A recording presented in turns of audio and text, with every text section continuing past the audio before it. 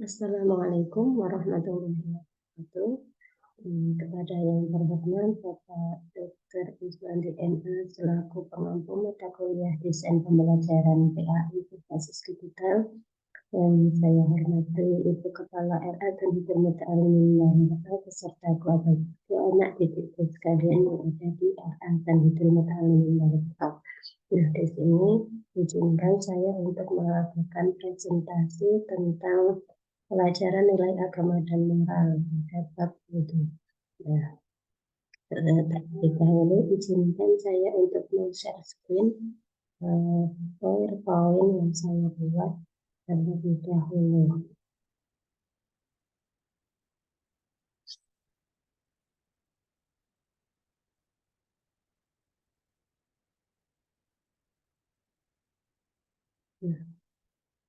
Nah, ini adalah PowerPoint yang saya buat tentang pelajaran nilai agama dan moral. Nah, pada kali ini, presentasi kali ini saya akan melakukan presentasi tentang bab wudhu. Namun sebelum saya masuk ke dalam materi, maka izinkan terlebih dahulu saya untuk memperkenalkan diri. Nama saya yaitu Kunti Fitriyatul Musharrafah. Saya tinggal di Parenggetang, Kecamatan Kaliandri, Kabupaten Magelang, Provinsi Jawa Tengah. Status saya sebagai mahasiswi jurusan Epiteka PJJ-PAI IAIN Syekh Nurjati Cirebon yang berada di kelas A25 dengan NIM 22811313107. Selain saya kuliah di PJJ ini, saya beraktivitas sebagai mengajar sebagai guru kelas di kelompok B pada RA dan Hidul Muta'alimin Palopo. Yang sebelumnya saya pernah mengajar di RA Islamiyah Ketani 2. Nah, sedikit singkat perkenalan diri dari saya, maka mari kita masuk kepada materi presentasi saya hari ini. Kita masuk kepada bab wudhu. Nah, apa itu wudhu? Secara etimologi, wudhu itu berasal dari kata al-wada'ah yang memiliki arti kebersihan dan kecerahan. Nah, sementara menurut istilah yaitu wudhu tersebut adalah menyucikan diri dari hadas kecil dengan membasuh anggota badan tertentu yaitu wajah, dua tangan, kepala, hingga dua kaki dengan air yang suci secara berurutan. Ini adalah pengertian dari wudhu. Selanjutnya yaitu hukum pelaksanaan wudhu. Wudhu itu bisa bersifat wajib atau sunnah tergantung aktivitas ibadah apa yang akan dikerjakan seseorang. Nah, wudhu tersebut dapat bersifat wajib bagi seseorang yang akan melaksanakan ibadah sholat atau ibadah tawaf pada haji atau ibadah umroh. Nah, kemudian wudhu tersebut bisa bersifat sunnah, yaitu bagi seseorang yang hendak melaksanakan suatu amalan yang bernilai ibadah seperti sebelum sholat dan iqamah, sebelum membaca Al-Quran, sebelum wudhu, sebelum tidur, atau sebelum melaksanakan ibadah lain yang dinilai untuk beribadah, seperti sebelum berzikir, sebelum amalan wirid-wiridan yang dilaksanakan setiap hari. Kemudian kita masuk kepada macam-macam air, bahwa wudhu itu tentunya menggunakan air, di mana air tersebut memiliki berbagai macam air yang dapat digunakan untuk bersuci atau tidak. Nah, di sini kita akan mengetahui macam-macam air. Pertama, yang bernama air mutlak. Apa sih air mutlak itu? Air mutlak itu adalah air yang belum mengalami proses apapun, yaitu air tersebut masih murni keberadaannya. Nah, air tersebut hukumnya suci dan dapat menyucikan atau dapat digunakan untuk berwudu. Contoh air mutlak itu adalah air hujan, air embun, air salju, air laut, air zam-zam, air sumur, mata air atau air sungai. Nah, kemudian air yang kedua yaitu air mustamal. Air mustamal itu adalah air yang sudah digunakan untuk berwudu sebanyak sekali dan tidak diperbolehkan dipakai untuk bersuci kembali. Contohnya, air yang kita basuh pada muka pertama kali itu menetes kepada tangan yang hendak kita gunakan untuk membasuh wajah kita yang kedua kalinya. Nah, tetesan air yang pertama itu adalah namanya air mustakmal. Kemudian yang ketiga yaitu air mutanajis. Air mutanajis itu adalah air yang bercampur dengan barang atau benda najis lainnya. Nah, air ini dapat bersifat najis atau suci tergantung keadaan air tersebut. Nah, air tersebut bisa dikatakan najis apabila air tersebut sudah berubah dari asal mulanya, baik dari berubah warnanya atau berubah rasanya atau berubah baunya. Maka air tersebut tidak dapat digunakan untuk berwudu atau bersuci. Kemudian air itu bisa bersifat suci, yaitu di mana air tersebut tidak merubah dari warna, rasa atau bau air tersebut. Nah, kemudian kita masuk pada air yang keempat, yaitu air yang bercampur benda suci atau yang merupakan air yang bercampur dengan benda suci lainnya yang merubah sifat asal mula air tersebut. Contohnya air teh, air kopi, air susu, air jus, atau air sabun. Nah, air ini adalah air yang suci namun tidak bisa untuk bersuci atau tidak bisa mensucikan benda lain. Ketentuan-ketentuan wudhu, apa saja ketentuan yang dalam wudhu, pelaksanaan wudhu? Tentunya wudhu tersebut memiliki ketentuan-ketentuan yang harus dilakukan pada wudhu tersebut, seperti syarat wudhu, rukun wudhu, sunnah wudhu, dan hal-hal yang membatalkan wudhu. Dari syarat wudhu tersebut ini adalah tentunya kita harus sebagai seorang muslim. Kalau non-muslim itu tidak bisa melaksanakan wudhu. Kemudian kita masuk kepada rukun wudhu. Apa itu rukun wudhu? Rukun wudhu adalah hal-hal yang wajib dilakukan seseorang ketika melakukan ibadah tersebut. Tentunya ibadah wudhu tersebut. Jika meninggalkan salah satunya, maka wudhu tersebut tidak sah. Nah, apa rukun wudhu tersebut? Bagian-bagian rukun wudhu.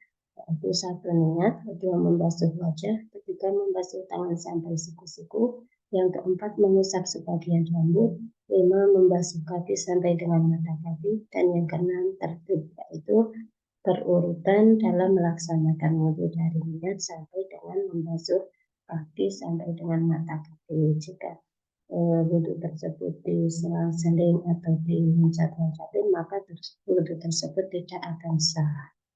Kemudian kita masuk kepada sunnah wudhu. Wudhu ini memiliki beberapa amalan sunnah dalam pelaksanaannya. Saya kutip dari Muhammad Tajib dalam Fikih Wudhu versi Madhab Syafi'iyah, yaitu beliau menuliskan beberapa sunnah pelaksanaan wudhu sebagai berikut. Wudhu, sebelum wudhu kita dianjurkan untuk menghadap kiblat. Kemudian bersiwak, membaca basmalah, melafalkan niat wudhu, membasuh kedua telapak tangan, berkumur-kumur, istinsyak, menghirup air ke dalam hidung dan mengeluarkannya, kemudian membaca doa setelah wudhu, dan mengusap seluruh kepala atau rambut kepala, kemudian mengusap kedua telinga dengan air yang baru, dan menyilat jenggot dan jari-jari, kemudian mendahulukan bagian kanan anggota wudhu, kemudian membasuh mengusap 3 kali setiap bagian-bagian anggota wudhu, kemudian mualak atau berkesinambungan. Yang terakhir yaitu berdoa setelah wudhu. Kemudian apa sih hal-hal yang membatalkan wudhu? Wudhu itu dapat batal jika terdapat salah satu atau beberapa hal di bawah ini, yaitu jika buang angin atau kentut maka wudhunya akan batal. Kemudian buang air kecil atau besar, kemudian tidur berbaring atau tidur yang bisa menghilangkan kesadaran kita atau tidur dengan bersenderan, kemudian menyentuh kubul atau dubur dengan telapak tangan, dan menyentuh sentuhan antara kulit laki-laki dan perempuan yang bukan mahram. Kemudian wudhu tersebut bisa batal terhadap seseorang yang sedang pingsan, seseorang yang mabuk, dan seseorang yang gila. Nah, itu adalah ketentuan-ketentuan yang ada dalam wudhu. Kemudian kita masuk kepada tata cara berwudhu. Nah, di sini kita akan melanjutkan presentasi tentang tata cara berwudhu beserta doanya. Yang pertama yaitu kita membasuh kedua telapak tangan kita dengan membaca basmalah dan dilanjutkan membaca doa yaitu Bismillahirrahmanirrahim.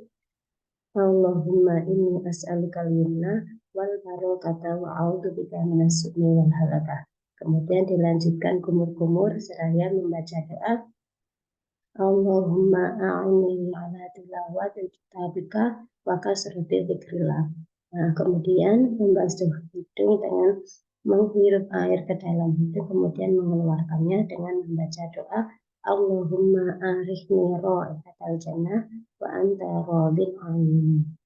Nah, setelah itu kita membasuh muka yaitu inti dari wudhu tersebut dengan disertai niat dalam hati atau melafalkannya disertai dengan melafalkan dengan lisan. Itu membasuh muka pada pertama kalinya itu disertai dengan niat, yaitu nawaitul wudu'a li raf'il hadathil asghari fardalillahi ta'ala. Kemudian pada bacaan yang kedua itu kita membaca doa Allahumma bayyid wajhi yauma tabayyadu wujuh wa taswaddu wujuh.